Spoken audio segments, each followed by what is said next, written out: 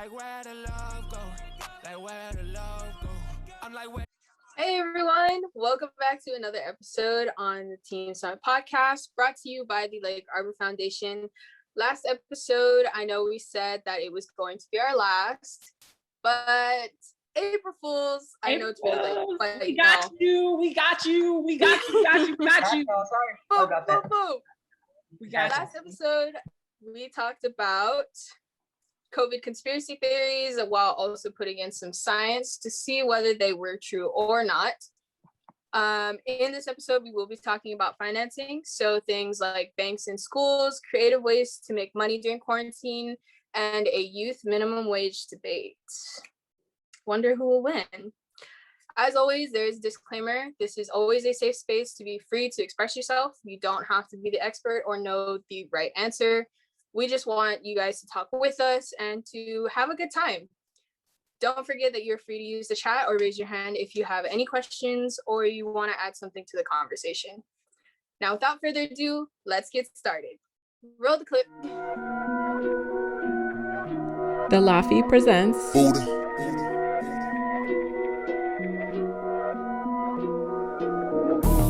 Teen Summit Podcast with your host, Miss Ray. Youth with passion.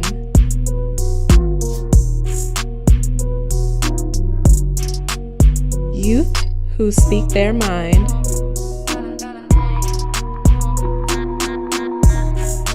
Listen to the voices of our youth. Youth who care.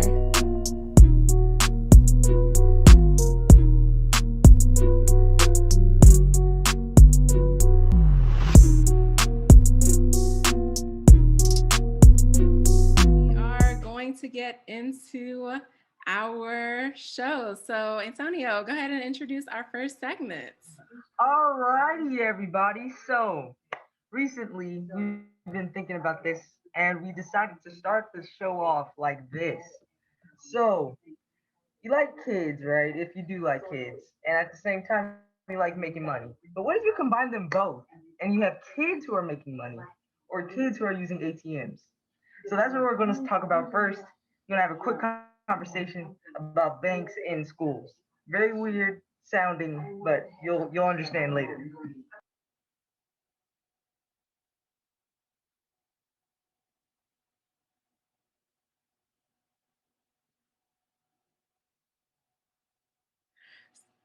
So I wanted us to start a conversation, and not just I, but as a former Parkdale alumni, at my old high school, we actually had a bank in a school.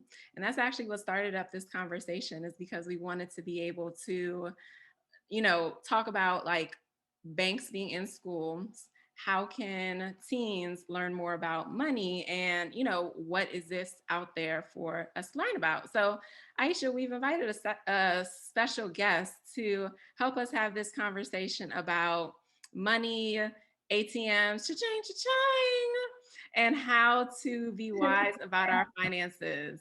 Aisha?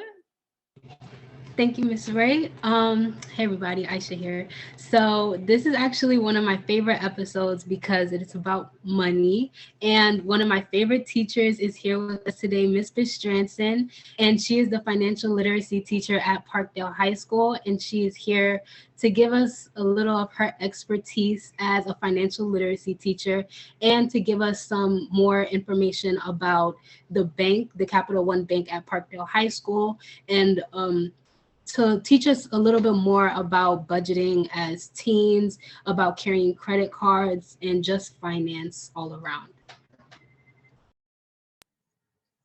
Good evening. I'm very happy to be here.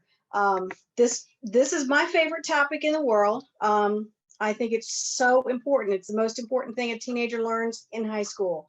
Nobody should ever leave high school without taking a financial literacy course. At Parkdale, we have a Capital One sponsored student bank branch. Capital One hires 10 seniors each year, trains them as tellers and ambassadors for the program, and they staff the in-school branch. and make it possible for students to create savings accounts with only $1, even though they are not 18. So it's to encourage saving, and Capital One and myself, as the teacher of the program, train the students in financial literacy tips so that these student ambassadors are talking about money and helping to start the conversation about how can I make my money work for me, with their peers at Parkdale High School. I love it. I think so when the program started in 2007, and I graduated from Parkdale in 2009, and I was telling Ms. B before the podcast that although I knew the bank was there, I didn't really know it was there. And I feel like a lot of teens, that's kind of how they see money. I don't want to make a general assumption, but it's kind of like they know it's there. They know it comes from somewhere, their parents, the bank, but like they don't really know like where. Is that a true statement? Y'all chime in, yes, no? Sorta. Sorta. Antonio, you really laughing? What you think? It's kind of factual. I mean, the main places we get our money from are those things you named. So, I mean, I can see why that statement makes sense. I'm pretty sure there's very few of us who like actually have like a bank account and like actually uses our own money. And if we do, mostly because we have a summer job and we may still have some money from there, or maybe have like a little side business, but that's about it. And some of us don't even really know how to keep up financially to like keep the money that we have in our banks. So it's funny that you mentioned that because I was helping a student in algebra with a math problem, and it was using monies like quarter, dimes, and nickels. And so I asked the girl, I was like, okay, so how do you learn about money? And she said, well, I go to the store, and that's when my mom gives me money. That's a way that I learn about money. And so I thought that was kind of interesting. You know, that's kind of a first introduction to money. And so I'm curious, what were some of your first introductions to actual physical money that you can remember? I guess mine would probably be at the store, the same thing. My mom, if we wanted to buy something, she would give me like a budget. And because I was also really good at like reading numbers, doing math in my head. So she would give me a budget of maybe like $10 because I was maybe 8 at the time. And I could not spend over $8 for like food or candy or anything like that. So I would always have to be wary of how much everything adds up to. And that's how I learned about money the first time. I don't know if that's for like everybody else. I feel like that's like pretty common. But for me, I actually first learned about money at a laundromat with my mom and my grandmother. So they would give me a $20 bill to go like to the machine, and you put it in, and then a whole bunch of quarters come out, and I would have to put it in a plastic bag and then go put it in the machine to wash the clothes. So that's how I learned about money. I was like really confused. I was like, how did all like one bill turn into all of that? Like, it was confusing, but that was how I learned. And then when I got the opportunity to get a debit card at the Capital One Bank at Parkdale, I was like really excited, and I wanted to learn a lot about it. So the financial literacy class really helped a lot with that. So yeah.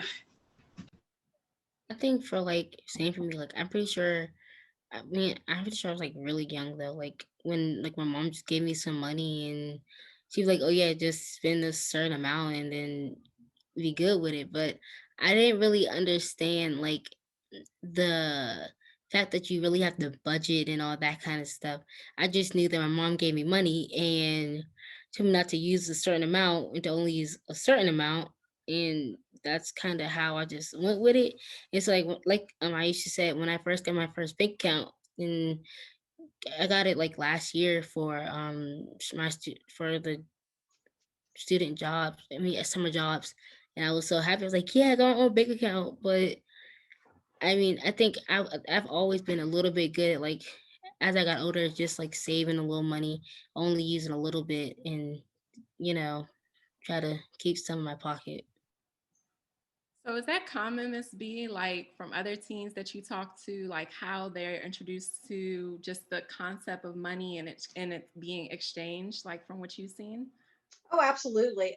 Your family is your first teacher, and they spend more time with you than your school teachers.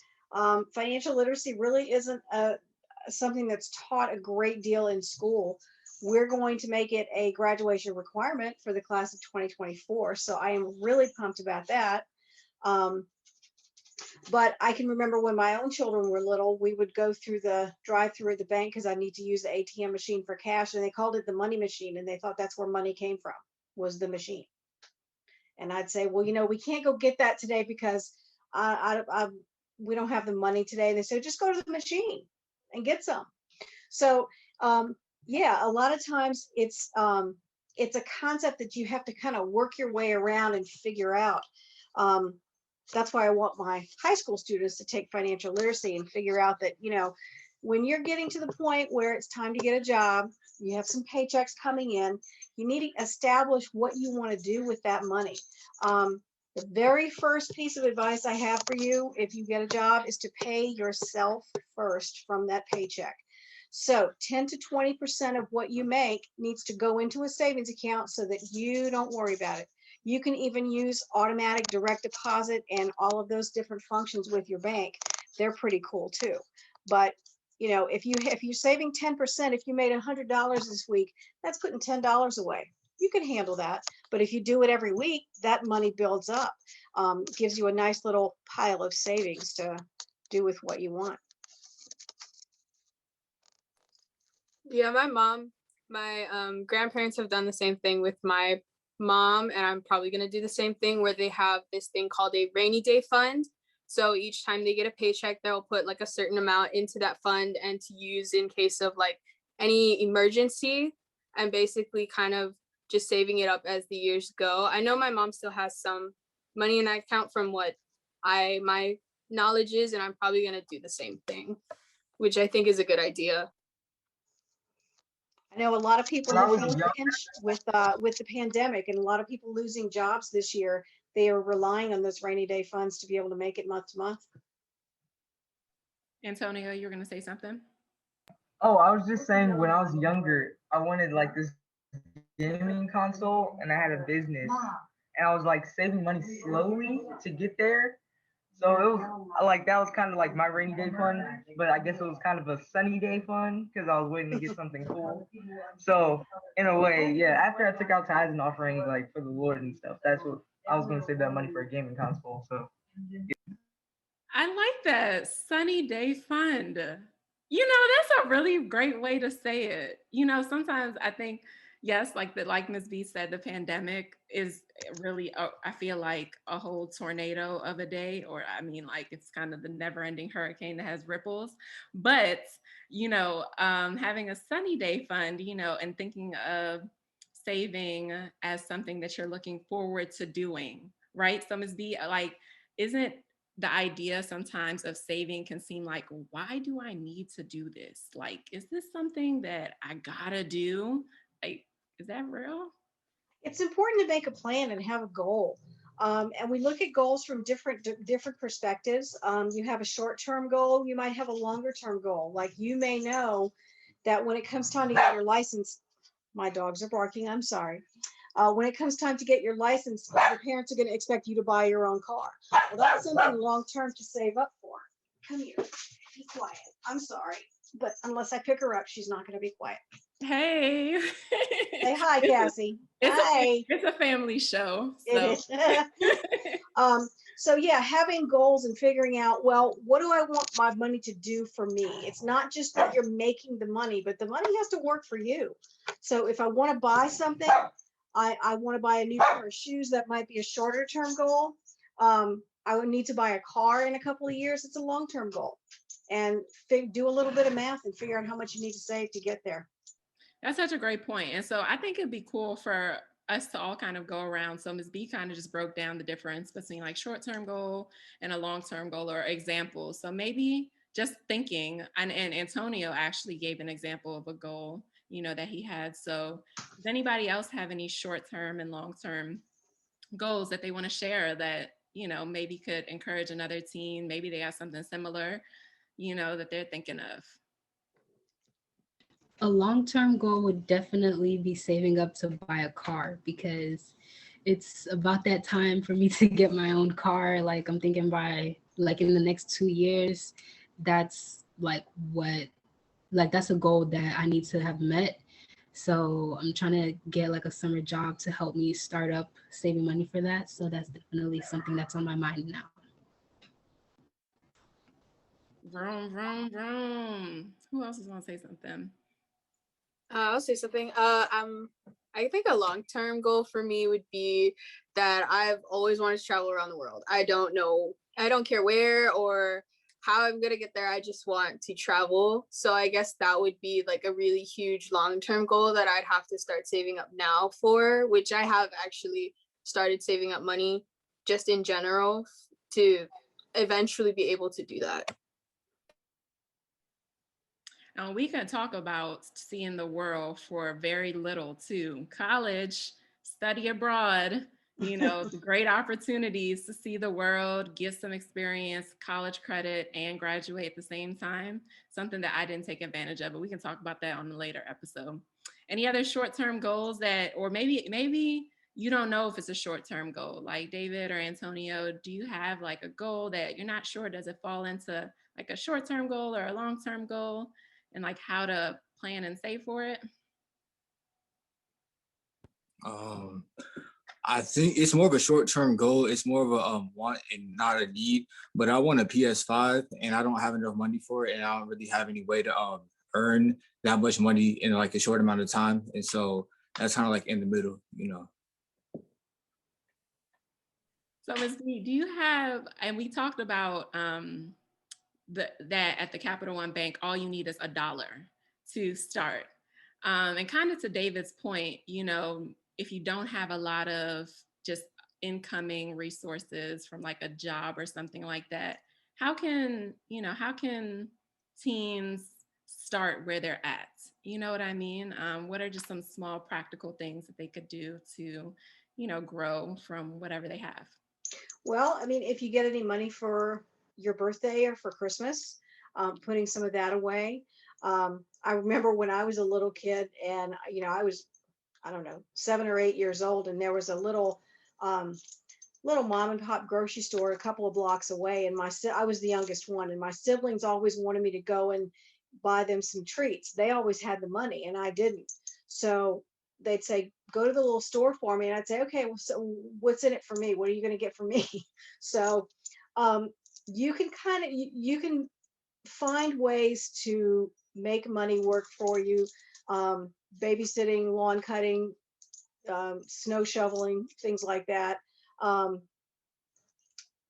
Little bits plus little bits plus little bits add up over time. Perfect.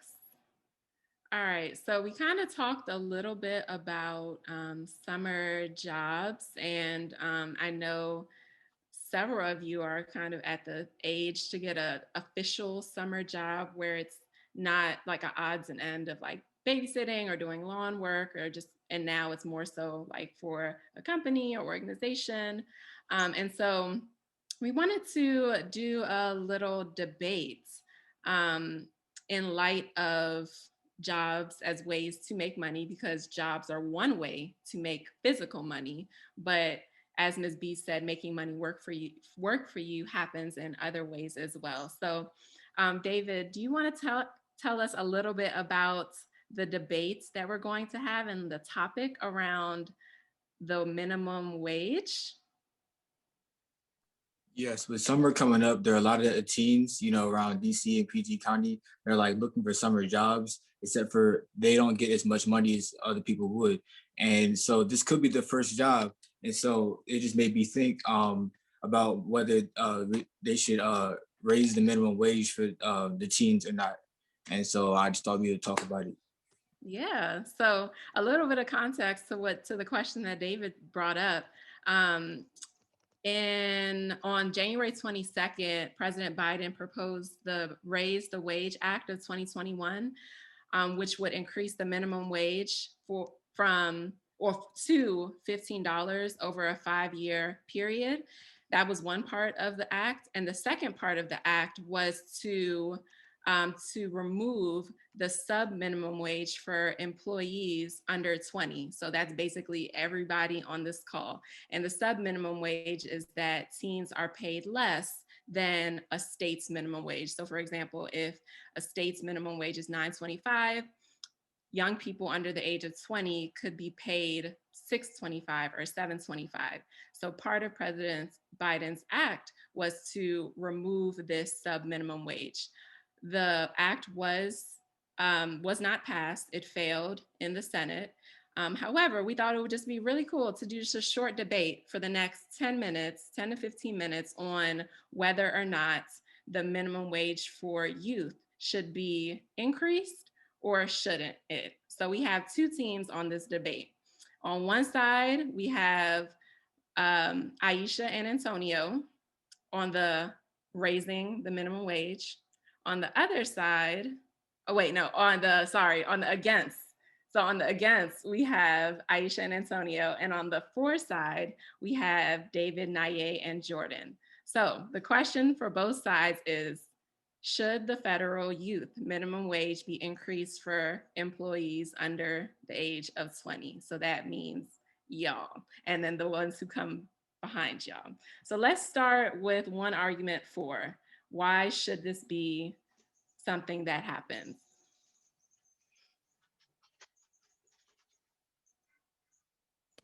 Okay, I'll go.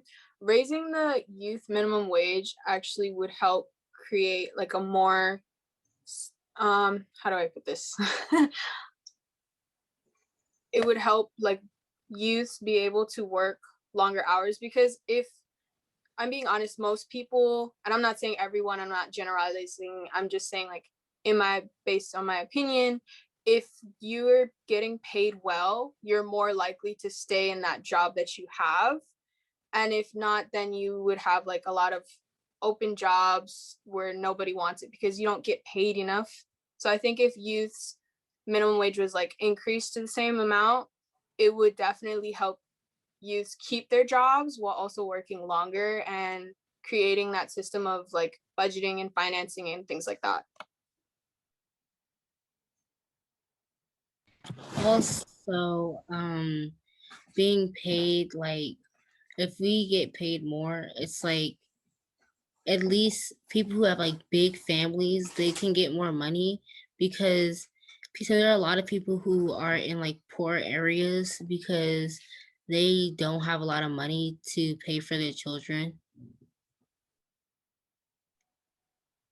Both valid points. Does anybody have any rebut? Anybody have any on the against of what Jordan or Naye shared? Well, my team was talking, and we were talking about basically the negative part of minimum wage being risen. So it sounds good. It really does sound good. But if minimum wage is raised, meaning you're giving out more money, it means you're going to have to start making more money, meaning that prices will start raising, making those neighborhoods that are already kind of poor have less than they already had before. And especially in quarantine, that would make things worse, having prices risen. But at the same time, yeah, I would say it's not as good as people think it is. Yeah, I definitely agree with Antonio. And the youth already don't get paid a lot of money as is. And I feel like taxes will definitely rise as the minimum wage gets higher. And that means that items in stores will rise too. So like when teens go to the mall or something like that to buy stuff, the price will get higher and more taxes will be taken from the paycheck. So I feel like all in all, it's just a bad idea because the money that they're raising isn't being used. Well, it might not be used in the way that they want it to be.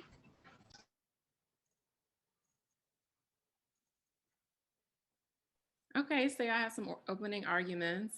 Now any time for a discussion between the pros and the cons from what each side has shared. So Aisha shared that taxes rise on like just maybe clothes and different, things that teens purchase, which in the end could just be a bad thing, and teens will just be looking wearing a hand-me-downs. Is that what you're saying? Like they're gonna basically be having to shop at stores that are cheaper any other conversation points? I mean, even though if the prices rises, we if teens and everybody gets paid more, there'll be more money for us to use, and more money that we can go against those taxes. I mean, still you have to pay taxes no matter what.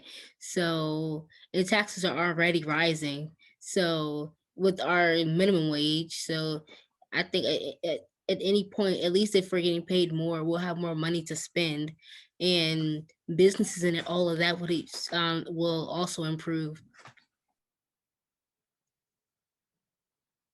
Okay, so I did research, and like for like the youth, they take social security tax, and I believe they take federal tax. So that in itself is like 100, maybe like $200. I'm not sure about the actual price that they're taking from taxes, but I do know that it's a lot.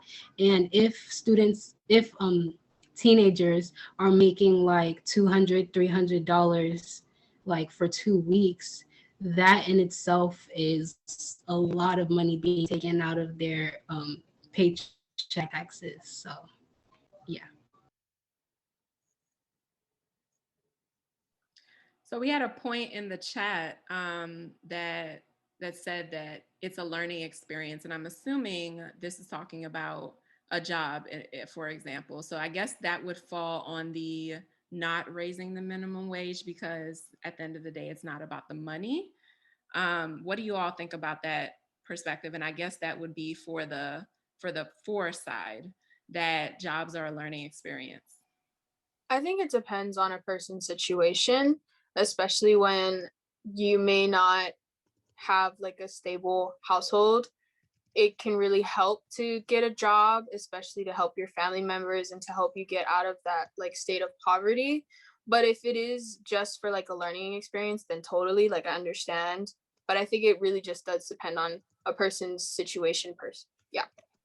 Also, we're actually working, so like we're basically being paid for we're not really getting paid that much. And so, well, I can't really, I mean, we as in everybody, um if we're working and they're only giving us minimum wage, we're basically doing things for free because we're not getting paid much. And so if we raise the wages, at least we'll get paid for what we actually work for, especially for like people in the education field. They get paid like very little, and they do so much. They should be paid way more than what they actually get paid, because they literally work to babysit kids basically all day and teach them. Not yet. Well, I mean, I know Miss B and I are just like turning around in our chairs right now because, and that's factual though, right, Miss B? I mean, even from a career wages standpoint, typically, certain career fields have been seen to make less, right? Yes, absolutely. And there are some career fields that when you into the workforce, you're not too far above the income poverty level, which is like $24,000 a year. So when you don't have bills to pay, that's a lot of money to have in your pocket. When you do have bills and rent and everything else, it goes very, very fast. Yep. And so I'll add to that to kind of just to provide a different perspective, and leading into our last segment of seeing us kind of leaning towards the learning experience, seeing a job as really an opportunity to develop your gifts and your skills, and that you're not one dimensional. So although you may be going to a job to be a Chick-fil-A customer service experience representative, because you could spruce that title up. You're not just a drive-through, you're a customer service, happy chicken giver, whatever, right?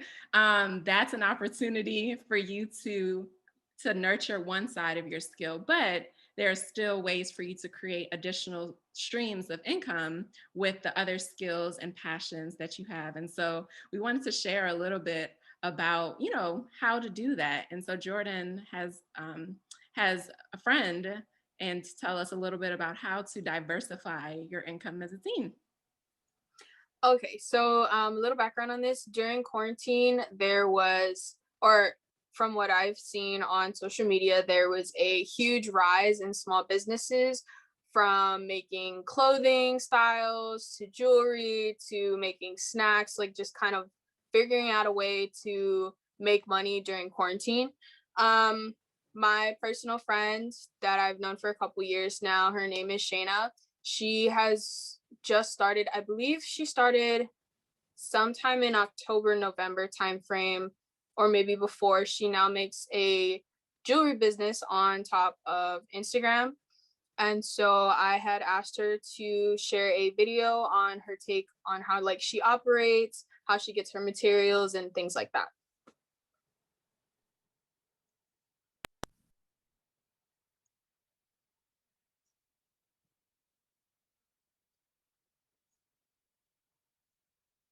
Hi everyone, I'm Shayna. I am the owner of Crafts by Shayna on Instagram. I'm a graduate of 2020. Just to talk about my day-to-day, every morning I'll post a quote and a question of the day just to stay active with my followers and my supporters. And orders wise, I would order most of my stuff from like Etsy and Amazon.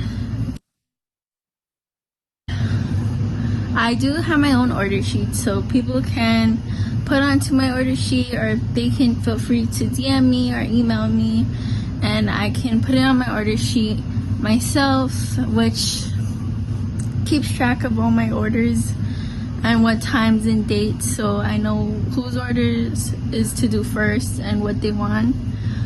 And orders wise, I am pretty busy, so I will make a day to bang out orders all day long. And so it's more convenient to me. I do use Pirate Ship, which is convenient because I can print my labels out at home and just stick them in my mailbox, and my mailman will take them and ship them out for me. For marketing wise, when I started small, I would get my friends to take pictures and post it in their social medias and post pictures of them and what they had to say about it, which got me more exposure, I guess. So I got bigger and bigger, so which did help me a lot. And yeah, thank you.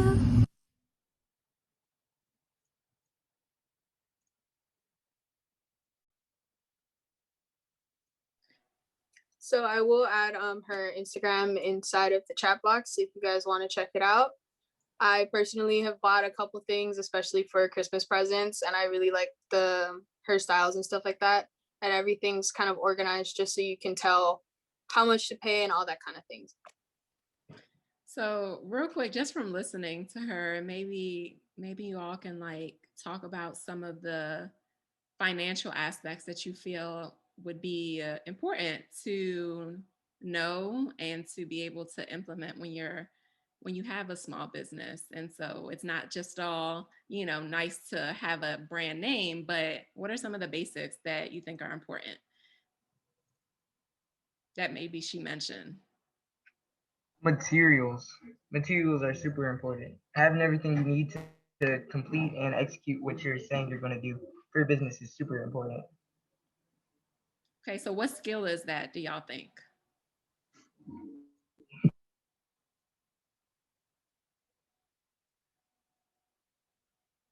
Organized. And that relates to finances too. You have to be organized, right? You can't just have like one, just, and maybe Ms. B, maybe you can talk really quickly about just ways to keep organized. I know we're in a tech world and everything is digital, which in some ways can make things easy for us, but what are some ways to stay organized with your finances as a team? There are some great apps that you can put on your phone, great budgeting apps. Just about every bank has an app. Whatever bank you have, look into their services because they've got something that will help you. They'll do savings tracking. You can do direct deposit. They really do help you to manage your money because it's so necessary. But keeping track of where you are, if you want to run your own business, it's going to be really important, like you said, to be organized, to have a good supply chain, know where your supplies are coming from, and make sure that you're pricing your items so that you recover the cost and you still are making enough of a profit, so that it works for you and it's sustainable. Great point. And I just to add on to that, and maybe, that again goes to being aware of money, like we started the conversation, you had the awareness maybe from your family, maybe from somebody that you knew, but as teens, as we grow up, then the awareness has to come from us. Like, we can't let somebody else make our decisions about money for us. We have to learn to take control of our own finances and our own destiny. So I think I wanted to go ahead, Jordan. I was gonna add another important thing to keep in mind, especially when you're doing a small business online. Location is everything, especially when you have to worry about money, because the farther you have to go, the more money it is. I know for Hawaii, it is really expensive for having things shipped here, especially from the US. It is really expensive compared to doing it overseas and doing it domestically. So you do have to keep that in mind. Absolutely. Oh, Naya, yeah.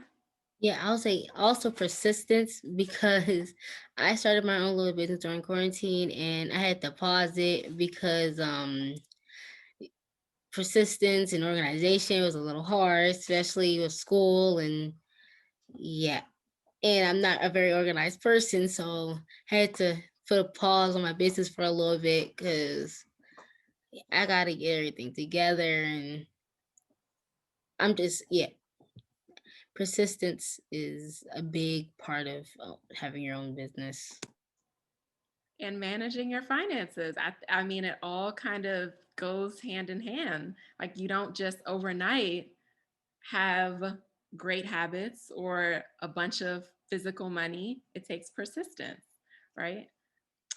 All right. Well, I enjoyed this episode. I learned something. Ms. B's still teaching, although she wasn't my teacher when I was in Parkdale. She is still now teaching me. We can always be a lifelong learner. So Naya, how about you just wrap us up and tell us, how to stay connected? You can stay connected. We from YouTube, podcast on Apple, iTunes. I think that's it. Yeah. Yep. And Spotify. And so and Spotify. Yes. So we air every other Thursday, and not next Thursday, but the following Thursday will be our 10th episode. Woohoo! We started from the bottom, now we're here. Hey, started from the bottom, now the whole team, we here.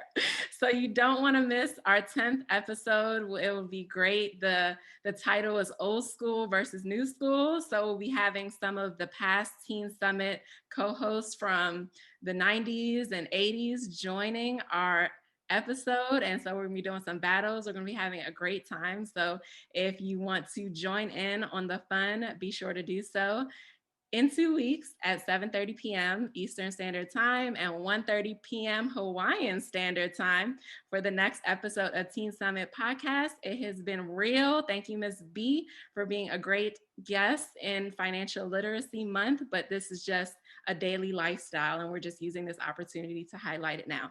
So be well, have a great rest of your week, and we'll see y'all next time. Peace.